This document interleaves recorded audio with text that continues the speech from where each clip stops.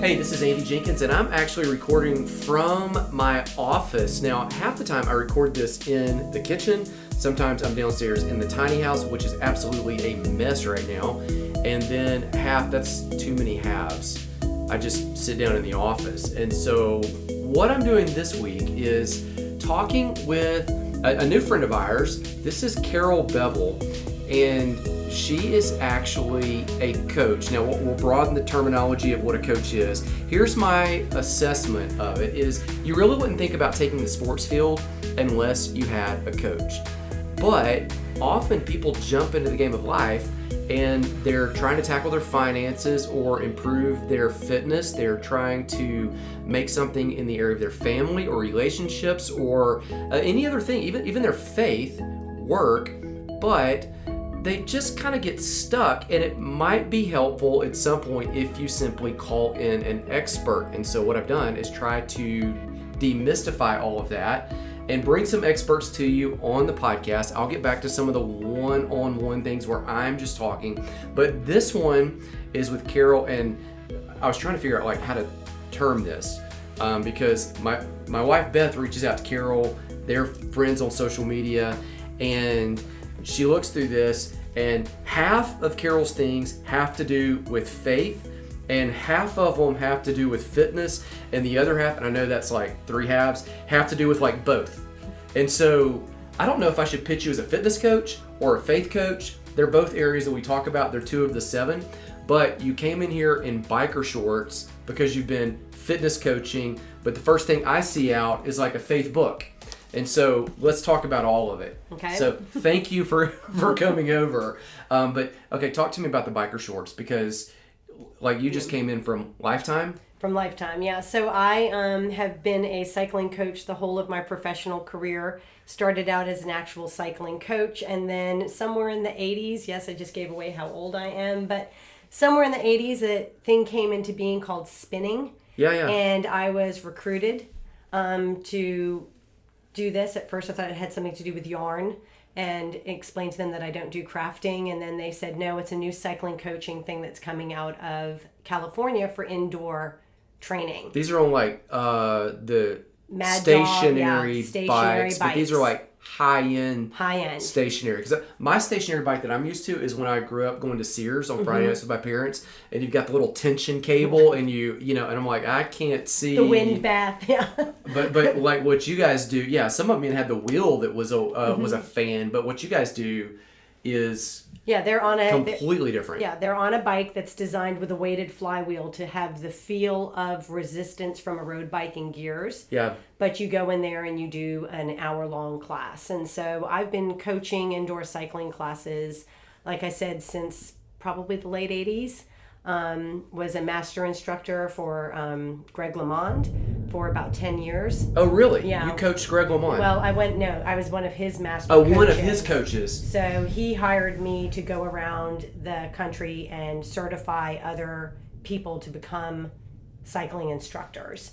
And I've just done it all of my life, and it's my happy place. I've been a personal trainer and a nutrition coach as well, but cycling, that's my passion. That's my personal thing that I love to do, and Lifetime will tell you for years I never even clocked in for the classes. Just go to your own class and just work? Because it was sort of like they call this healthy way of life hour. Yeah. And I was their personal trainer and their nutrition coach. And so when I got to go into the cycling room to teach a class, it just felt like my break time. Yeah, you were going to do something that you were going to do anyway. Yeah. Gosh. Okay, so obviously the cycling thing's your passion, but I've got this book right here that is completely different. I'm going to put links to these in the show notes where people can see these. They can dive off and buy them. This one is about claiming your identity. This looks like a faith book. It is. It's a 21-day devotional. Not cycling. Okay, tell me about sports. This one, and then I want to make the leap back to the new book, which is on. This one is about faith and. That's a Bible study about rooting your relationship with food and wellness. Okay. Into God first. All right, so let's pull the blue one, the old one. Yeah. So we've got the fitness element. Let's go to the faith element. Okay, so what you don't know is I was raised Jewish, and I came to faith at the age of 40. and was pretty silent about my faith for various reasons.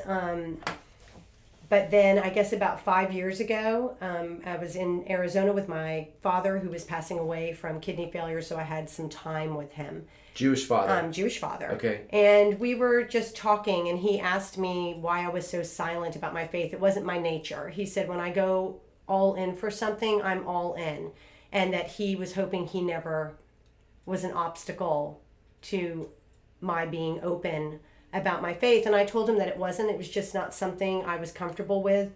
But in that conversation, he talked to me about writing a book, and you should write a book. He always said this to me, and I was like, no one reads books anymore. You know, there are blogs, but I didn't even realize that at the time blogs were even passé by 5 years ago. And I got home and was complaining about starting a blog, and met a young woman, Alex Brigham, who said that she could design a blog for me. Okay. I started writing for the blog, and we were sitting in a coffee shop. She was talking to me about my nutrition coaching, my fitness coaching, my faith, all of these things, and I call it like a Holy Spirit download. I knew in that moment that I was supposed to be anchoring my life verse is Matthew 6:33, but first seek the kingdom. And I realized that in my relationship with women over the years, coaching them, they seek God first in their relationship with their children, in their relationship with their spouse, in their relationship with money often. But when it comes to their physical wellness, Jesus is the last place they go. They look to the world.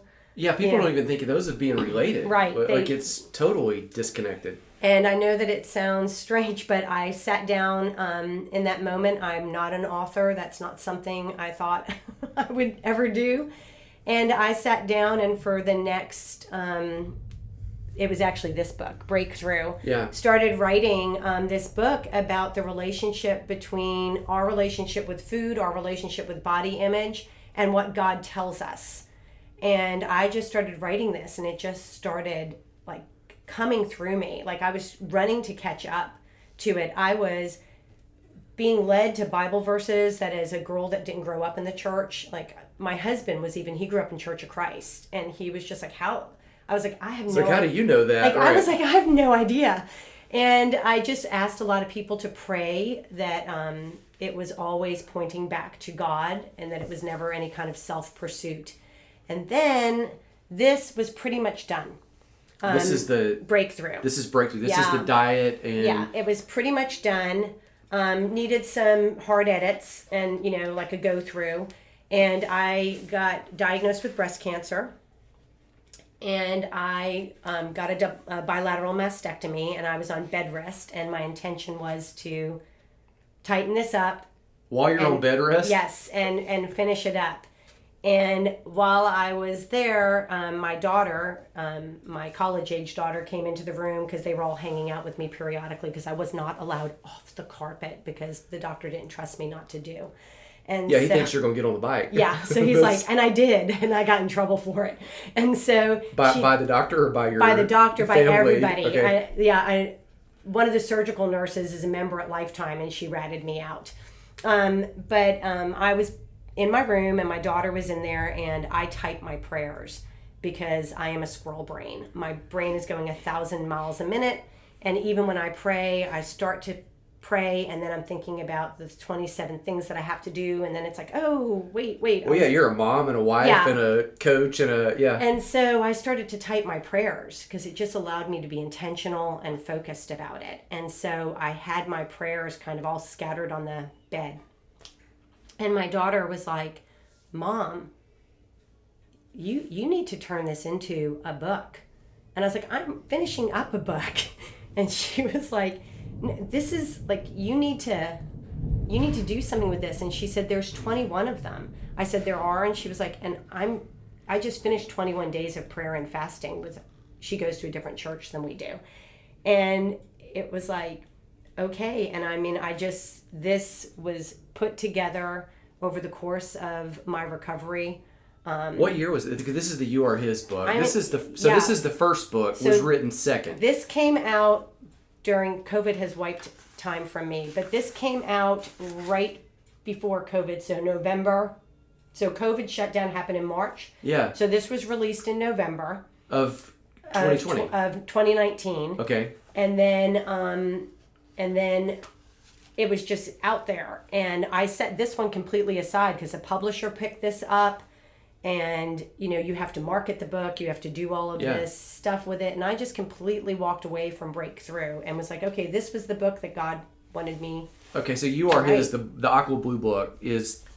It's a 21-day written devotional. second, but was actually published first because it's the 21-day devotional. And it's all about, and this book is really probably for women because I'm a woman and that's the perspective I'm writing from. But as a coach in the wellness industry, I spend an enormous amount of my time watching women edit themselves out of their lives because of how they feel about their physical presence. Okay, explain that. In the Because world. I think you're right on.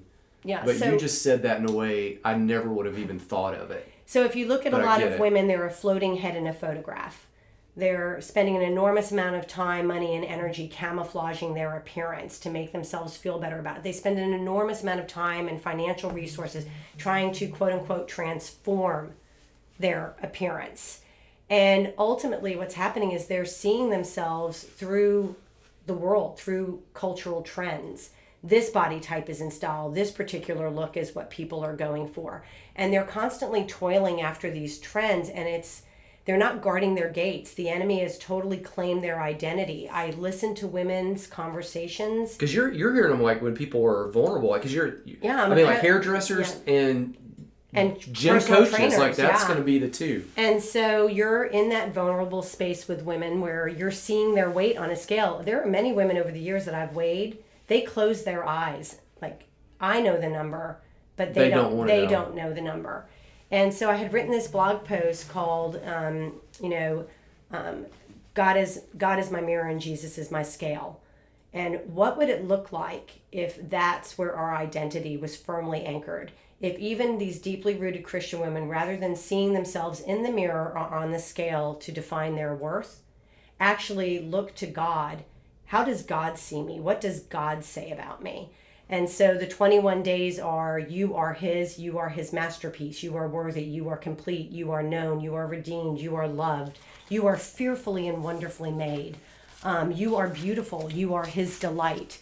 And so you've been living it, like, because that's the table of contents right there. Yeah, and like, so, you're rattling it. And so consistently, God is constantly telling us not to focus on outward appearance, but to look at the inner contents of our heart, not what we put in, but what comes out. And that through that, when we're salt and light in the world, our beauty, his beauty, we are made in his image. We are to be a reflection of him. We are to be a reflection of Christ's love.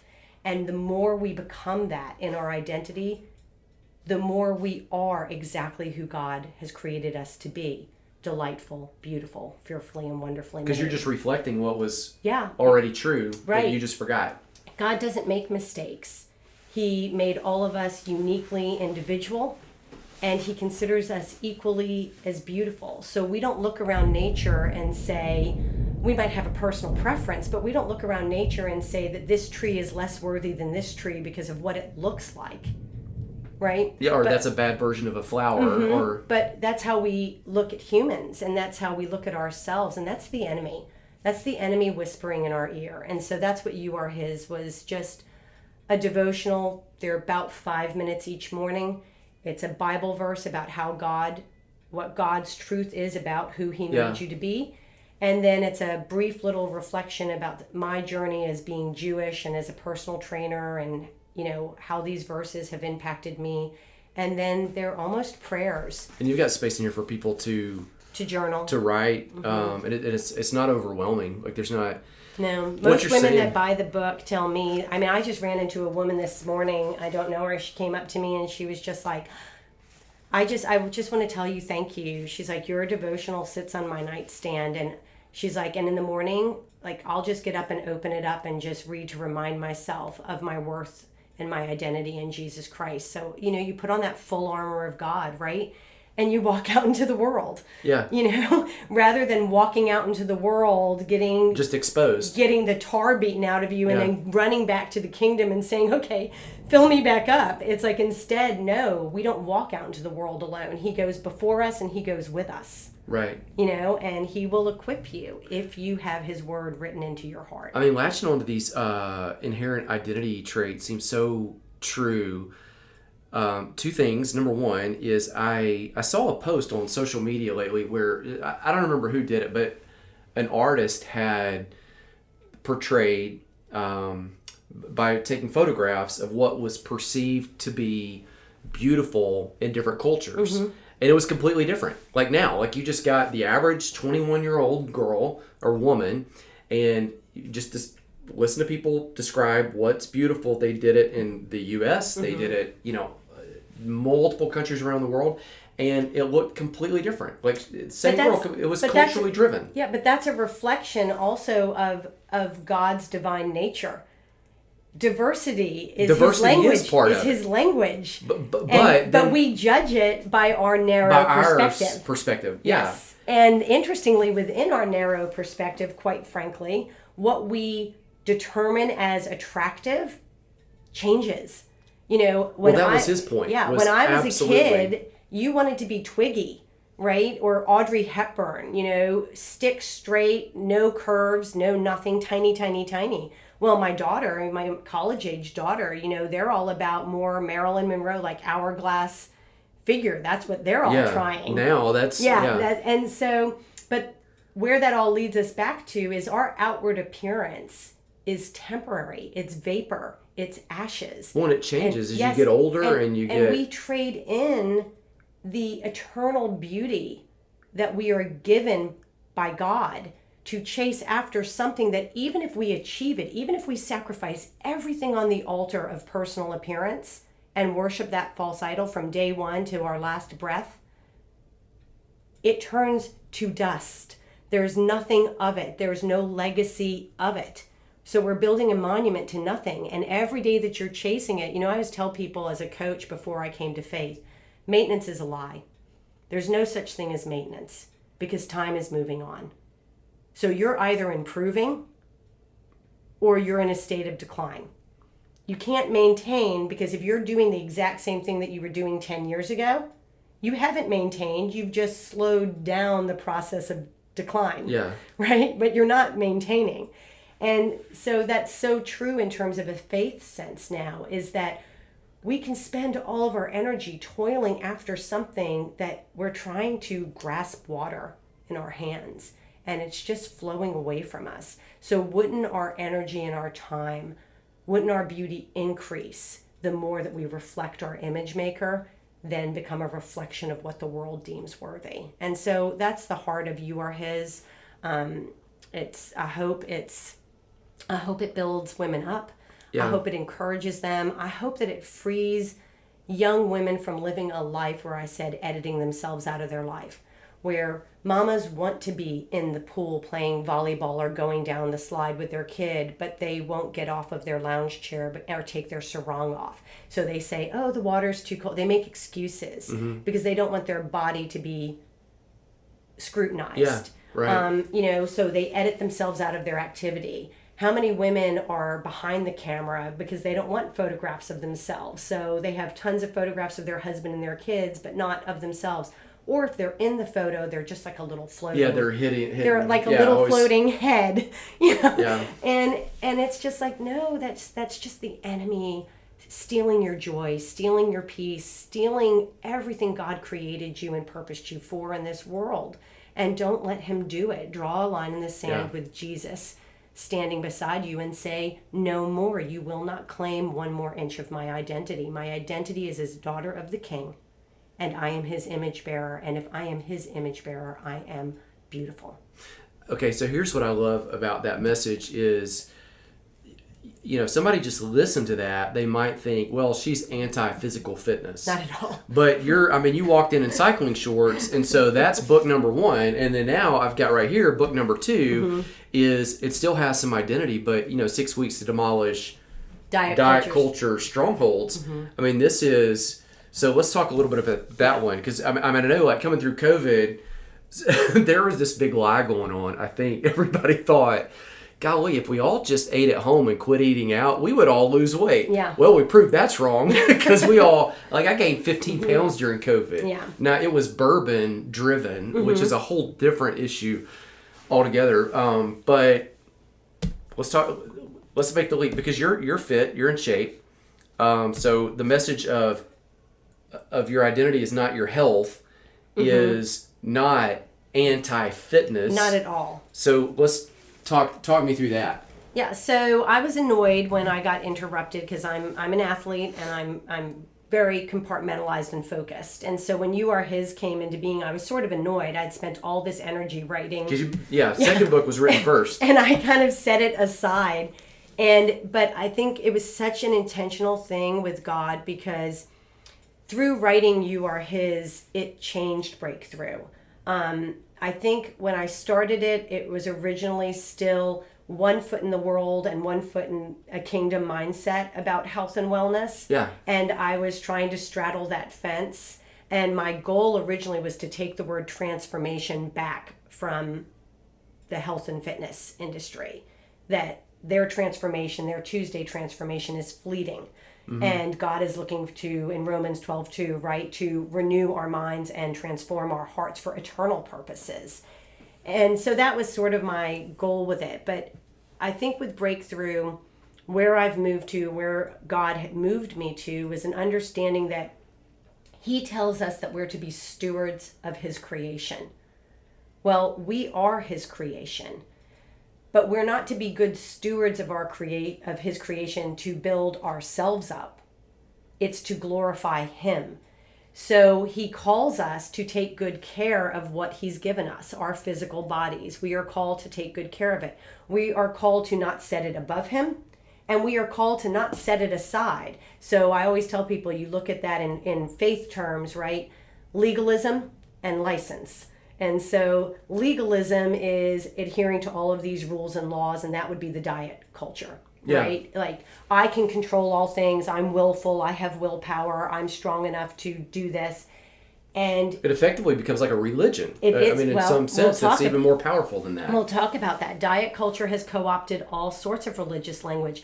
Diet culture is in of itself a false religion. It is a false idol, because we talk about transformation. We talk about willpower. We talk about legalistic terms of rules and regulations, self-reliance, all of these things. They co-opted all in there as a sense that you're adhering to a religion.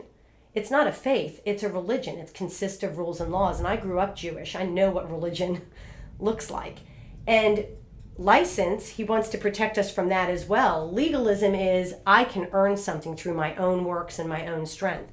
License is setting it all aside. That's the whole other extreme. And in diet culture, that would be restriction binge, right? Dieting, gluttony, willpower or gluttony, self-control or gluttony, however you want to put it. But God doesn't call us to those extremes, right? God calls us to walk a narrow path. So He calls us to be a good steward of His creation. And He has a lot to say about our relationship with food. And shouldn't we be seeking Him first? He designed our body. So doesn't He know how to fuel our body, how to nourish it and be a good steward of it? And right off the bat, I want everybody to know, Breakthrough is not a diet. It is not a diet that I'm taking God's word and turning it into a diet. I'm not saying a Genesis 1:29 diet or in Genesis 9:3. I'm not taking the Bible and applying it to diet laws. Yeah, making a new a new set of what I'm saying legalism. Is that God has a lot to say about our relationship with food. So very early on in Genesis, what does He say? He says, I have given you every seed-bearing plant and tree that bears fruit for you as for food. He says it in the first chapter, in the 29th verse. And that was before the fall. And so what has every single nutrition science, where do they all agree? And I don't care what diet regimen you follow, where do all diets that are healthy agree? That the bulk of the human diet should come from fruit and vegetables. So that's the first food that God laid out for us. So isn't it interesting that nutrition science has just proven what the Creator told us? Right. We function best eating the bulk of our intake from produce, from fruit and vegetables. Then after the fall and death was introduced, he said, I now give you every moving thing for you as food. And so that's your protein sources for people that are interested in macro, right? So that's your protein sources. So why do we have to eat protein? Well, we introduce death. So we're now in a state of decay. So from a nutrition science standpoint, what's happening to our bodies is our bodies are decaying, and amino acids are the building blocks, and they repair our body. So we have to ingest those because our body doesn't make all of them. So those are the essential amino acids. So when we eat protein sources, and again, I have no judgment here. I don't care if you get your protein sources from cow or if you get them from grains and legumes. If you're a vegetarian, it doesn't, I'm not promoting or anti any sort of way that you choose to eat. But we have to ingest protein to rebuild, repair, and restore our muscles. That's what we have to do on a cellular level. So if half of our intake is fruit and vegetables and then about a quarter of our intake is protein, our body is functioning real well. I know macro likes to separate fat as like this separate category, but all the fat that we derive comes from the first two groups. It comes from fruits and vegetables, and it comes from protein sources. So everyone always makes that same face, and it's like... I was processing because I got a whole book on keto that I wrote. So that's everyone actually always thinks, true. but You get an avocado is a fruit. Yeah, you get it all from... olive oil, coconut oil, corn oil. It's all derived from that. And then, of course, everybody knows that we ingest fat from protein sources, that there's fatty fishes, and there's leaner cuts of meat and fattier cuts of meat. So we're getting our fat from... that's actually true. People are going to argue with that, but that's actually... So we're getting think about it. We're getting our fat from those sources regardless. And then, of course, he talks about in the Bible, in the Old Testament, he talks incessantly. He's always talking about food. And he doesn't demonize food. There's constant talk about dairy. There's constant talk about cheese and Proverbs. There's talk about honey and wine. So there's talk about sugar. There's talks about grain. Bread. We can go into the whole way that the diet culture has demonized bread and that Jesus is the bread of life in another conversation. But he talks about all of this food. He doesn't rank it. He doesn't say it's a superfood or it's bad for you. He created this for us, and we can eat it. So what does he say about being a good steward? I've given you honey. Don't eat so much of it that it makes you sick. That's Proverbs 25. That's just a great Halloween analogy right there. No, but So I've given you all of these blessings, all of these good things, but don't overindulge. Don't eat so much of it that you get sick. Right. But also don't worry about food. Don't let it cause you anxiety. So where breakthrough ended up was, do you experience the fruit of the Spirit in your relationship with food? That is ultimately the question. Because if you're not experiencing the fruit of the Spirit, then it doesn't come from God. It comes from the world. And so for people that are listening in that might not hear that, because about half the people that listen in come from a faith background, about half don't. Love, joy, peace, gentleness, patience. The first question I ask you're feeling good about it. You're feeling at ease, not anxiety. So the first question I ask everybody is, does how you eat, how much you eat, when you choose to eat, come from a place of love? Are you making those choices because you love the body that you've been given and you want to nurture and nourish it? Are you making those choices because you love the foods that you're about to eat? You thoroughly enjoy them. They're good. Because you should be able to. Right. But most people make their decision about food from fear and from guilt and from shame. That's how most of us choose to eat. There's a reason there's t-shirts that say, I survive on kale and tears. Kale was elevated as a superfood, so suddenly you had all these people that feel like they have to eat kale, even if they don't enjoy it. If they don't like it. Do you know what I mean? And so it's just like, do you eat from a place of love? Or do you make choices from a place of fear, anxiety, shame, or guilt? And if that's where you're making those choices, then I can tell you that your relationship with food is world-driven and not kingdom-driven. That your relationship with food is reliant on willpower, which is going to fail you, instead of spirit empowerment, which is going to increase your self-control. So with the fruits of the Spirit, the last of the 9 fruits is the spirit of self-control. And again, God's word is infallible. There's a reason self-control is at the end of the list of the fruit and spirits, because it's one of the most mature spiritual fruits. Well, and you're not going to lead with that. You're not coming in and going, okay, do better. But what does the diet culture lead with? It is self-control. It's total willpower. That is the starting point. Yeah, it is the starting point. You got to decide up. You got to man up or woman up. And God gave us willpower. Do you know why? God gave us willpower, and I always tell people it's like an exhale. It's just a moment where you're confronted with a flesh desire, a desire for something, and it's just enough to turn your face from it to God so that you can be led by Him. But if we dig into willpower, then we are propping up our own strength, our own power, and we're making less of His.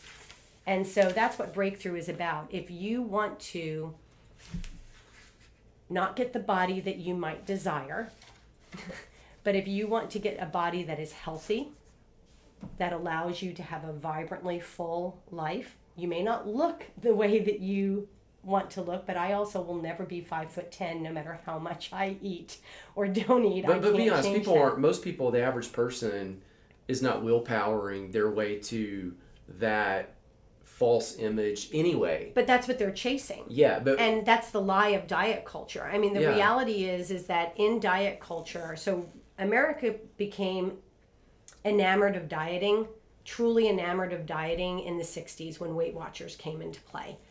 And we have been dieting ever since. And I think most Americans realize that our health and our weight, all these diseases, has become worse. The more we diet, the worse our wellness becomes. But yet we never blame the diet. See, that's the big kind of twist, right? We never say keto doesn't work. We say I wasn't strong enough or I didn't have the willpower to stick with it. But now I'm doing this.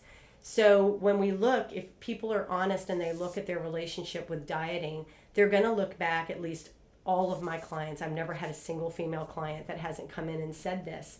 You know, they're either a repeat because they're committed to a diet that they like. So, oh yeah, I do Weight Watchers. It works for me every time. I've done it 6 times. So then it doesn't work. Yeah, if you keep going back to it. Right. Then it doesn't work. Or they're what I call a serial monogamist. But it's funny how we won't make that connection. Well, I'm doing it 6 times, but it doesn't. Or they're a serial monogamist, right? It's like, so whatever, when you ask them how they eat, they tend to eat whatever the current trend is. So if I was to look at someone, I would tell them that, 20 years ago, every woman was doing every human, men too, were doing Weight Watchers, Nutrisystem, Jenny Craig, or the South Beach diet. Then they went from that and they did Atkins. Then they went from Atkins and they maybe jockeyed back to something prior to Atkins, but then from Atkins, they went forward and they were doing the Zone diet. They were doing the Fit for Life diet. They were doing this, whatever it was. And then in more modern times, we were variations of keto, paleo, Whole30. And then when Whole30 started to falter, they switched to, some people did, I think it's called the plant paradox with lectins. People went to gluten-free. People went to low carb, no carb, low fat, no fat. I mean, and then probably rinse and repeat. We'll be back drinking Slim Fast. Yeah, that's where And again, no one is ever worried about diet culture products, of making them overweight. No one's ever worried about indulgent things. They're just worried. They'll ask you questions like, "I don't eat carrots or bananas. I don't eat." Like, they're more worried about those things. And that's just diet culture mindset. It's just taken our thoughts captive about food. And at best, it's a decent diet that isn't damaging our health, but it's damaging our emotional well-being. Yeah. Because if we're living a life between legalism and license, between restriction and binge, then we're a hamster on a wheel. That's all we're doing. And if you honestly look at your weight, chances are you've gained and lost the same 10 to 20 pounds the whole of your life, just in a repeat cycle. So how much time, energy, and financial resources have you dedicated to it? So what breakthrough is, it's a Bible study. It is not a diet. I don't stand in judgment of how anybody chooses to eat. And I used to. Like, this has been something that's transformed in my heart. I used to have a lot of opinions about the way that people Most coaches ate. do, right? And that's been transformed in me. And I understand that it doesn't matter to me. If you were to look at me today and say, I love keto, and I go through the fruits of the Spirit questions with you, because one of the fruits of the Spirits is, of course, right, that self-control, that consistency. Yeah. So consistency is not I've been doing it for 3 years. Consistency is not I've been doing it for 5 years. Consistency is you are never not doing it, and you're never not doing it without counting, tracking, or thinking about it, because God told you not to worry about your food. So if you have to do all of those things, that's not consistent. That's willpower. You still have to micromanage your food. It's consuming too much of your thoughts. But if you tell me that you're experiencing the fruit of the Spirit with the way that you choose to eat, then I support you 100%, because God didn't make you exactly like me. And what makes your body thrive may not make my body thrive. And so the only people that I ever really see that with, that haven't done restriction binge or on, are generally people that choose to eat plant-based or vegetarian, because that tends to have other meanings outside of weight loss for people. And so they're more anchored into it. But ultimately, if your goal is not weight loss, if your goal is to get to a place with food where it doesn't take your thoughts captive, you don't wake up in the morning, what am I going to eat today? When am I allowed to eat? Or if you don't go to bed at night going, I can't believe I ate that. Right. If you can put that down, then I promise you, you will start to have a normalized appetite. God gave you all of these things to normalize your appetite. Well, your body works like it's supposed to work when you remove those. It does. When you remove all those artificial things, then amazingly God equipped you with this body that sends you hunger cues, sends you craving cues, sends you fullness cues, tells you that you need to move, get up and move more because you're feeling stiff, or you have all of these internal things. But God also gave us taste buds, and he also gave us dopamine. And so food is supposed to be pleasurable. Food is supposed to be comforting emotionally or joyfully, causing. That's a terrible way to say that. Well, no, but you look at the picture of heaven that's in the scripture. I mean, for goodness, all the food that's there, and feast. Then every time you see Jesus, I mean, he's generally going off alone by himself, or he's trying to, or he's eating with people. I mean, I love food. I love food. I'm a passionate cook. I'm a foodie, right? That's the term for it. Yeah, that's the term. I'm a foodie. I love food. But what I love about food is that food is ritual. It's culture. It's tradition. It's memory. There's nothing better. When I was going through my mastectomy, people would make me things like matzo ball soup, and I instantly, my pain lowered. Do you know what I mean? Because that was home to me. That was true comfort. And so food is such an abundant blessing from God, and we've turned it into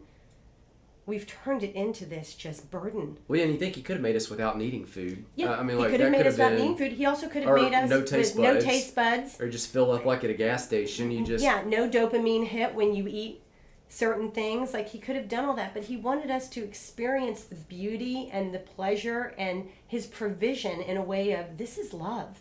Yeah. And there's nothing that says love more than food, right? Right. And so the diet culture is trying to completely, food is just a chore. If you're a good person, you eat like this. If you're a good person, then you only eat this much of these things. Our worth is totally tied into how we eat, and God's constantly don't you think I'll take care of you? Do the birds worry about what they're going to eat? So why are you worried about your eat? Don't worry about what you put in your mouth. It's just going to pass through your stomach and exit your body. But he equally says, be a good steward of my creation. So back to your original question.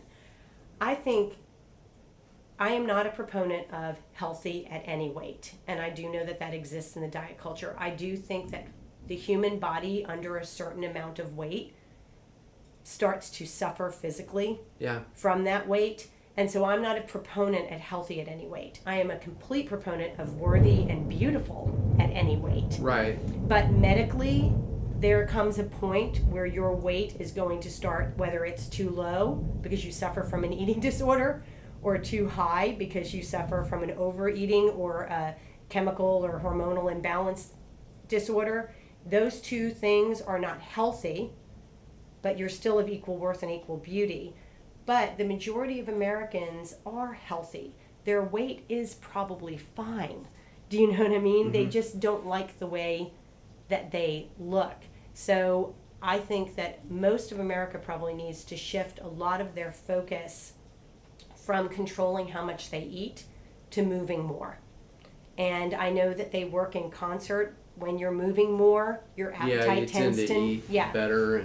And so they do play off of each other. But if we put down the burden of what I call strongholds of fear, restriction, willpower, and breakthrough, when we unshackle ourselves from those things, food starts to occupy its place instead of taking over our every thought.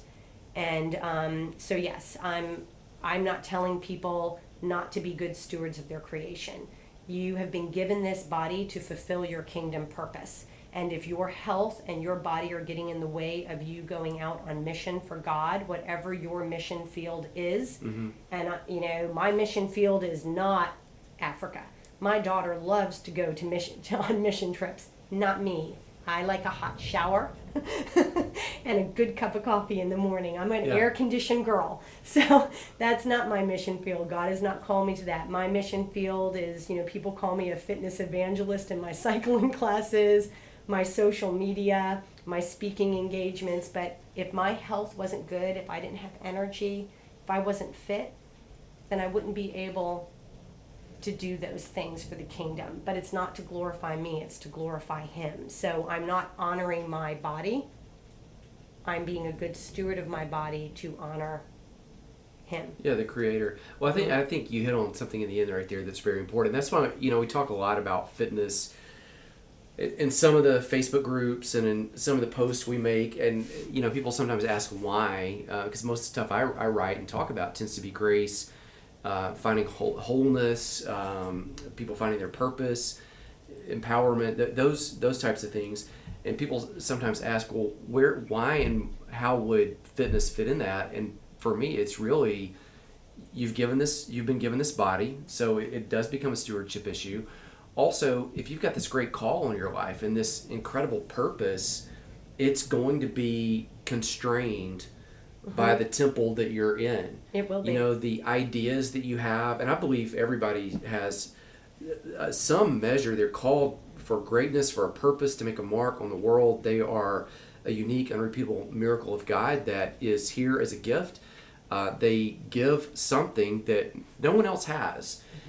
And if they're not as healthy as they can be, which is different for all of us, then that gift that they have, it is limited in what they can share based on, you can't live your call if you're sick on the couch. But again, that's legalism and license, right? Because if you go to the altar of legalism and you set your fitness above the measure you've been given, the gift that you've been given to go out and glorify the kingdoms, you're spending so much time, right, worshiping at that altar, then you're setting God aside. Equally, if you're not a good steward at all, then your health can become an impediment to you being able to do that. That's why God calls us to walk a narrow path. That's why God calls us to enjoy but not overindulge.